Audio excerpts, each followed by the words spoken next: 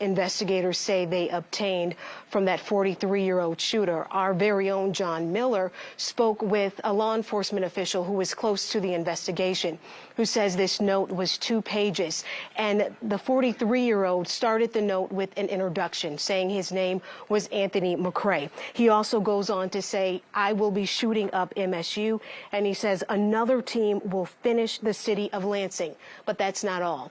There are also targets in that note. So it's unclear if the members of law enforcement that we hear from any moment will talk about these targets. We do know one target was a warehouse, the other an employment agency, a discount store, and a church. As you can imagine, all of this is difficult for folks who are still coping with what happened here Monday night. Alumni who returned to the campus for homecoming, some saying, myself included, never thought they would be back on campus to cover a mass shooting. John Miller is here with us now. So in terms of that note, I think it's interesting that he said maybe there's a motive in what we saw, but we can't confirm anything just yet. We know what some of the words were in that note. We know that there were locations. How do you, though, based on your experience, how do you read that note? Well, in the note, he makes himself out to be a victim. He lists 12 targets. He claims to be in charge of a team of 20 shooters. I talked to Mary Ellen O'Toole, the renowned former FBI profiler, who said that's not unusual for a person who's a loner, who's a nobody, to want to create this note, this aura that would give him power and create fear if he went on to hit one or more of these targets and left that note saying there's this army of 20 and I'm in command of it. But other parts of the note, people hate me. They made me what I am today, a killer. No one noticed me. Why do they hate me? I am a person. So he's feeling isolated. He's feeling alone. He's very angry.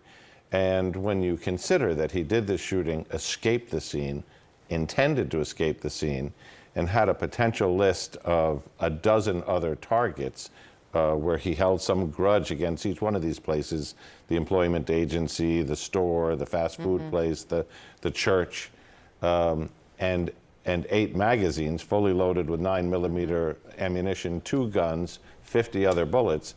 There's a good possibility that he intended to carry forth more shootings until he was captured. One important note I want to make there, you said in the note it mentions I have a team of 20. Important that we did just learn, and they confirmed in this update that they do believe he was acting alone. There was no, but just for people who are just joining us, there was no team there. So there is no team of 20. This is part of his attempt to make himself larger than he is. And all of those places were visited by police who said, you were mentioned in this letter, there is no threat and there is no team of 20. But John, asking at the same time, what is the connection, if any, that you might have had to this individual? Right.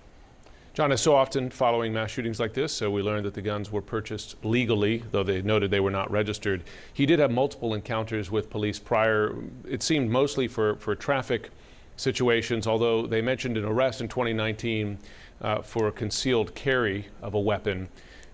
Based on current law, should he have been able to buy a gun legally after an encounter like that?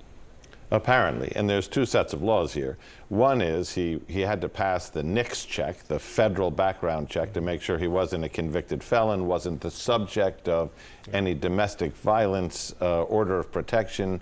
But then, in Michigan, separately, you have to apply to the state police, give your information. They have to do a separate background check to make sure that there are no prohibitive encounters with law enforcement. And because, Jim, he was not a convicted felon, arrested on a felony, pled that down to a misdemeanor, was sentenced to probation, he was actually, with a limited criminal background, still qualified to buy those 2 weapons, the 9mm high point and a Taurus C3 semi-automatic pistols.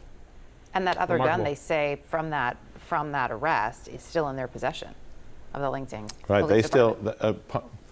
as ridiculous as it sounds, Erica, part of his sentence was that he had to forfeit the illegal gun to the police department as part of his plea agreement. John Miller, always appreciate it. Thank you.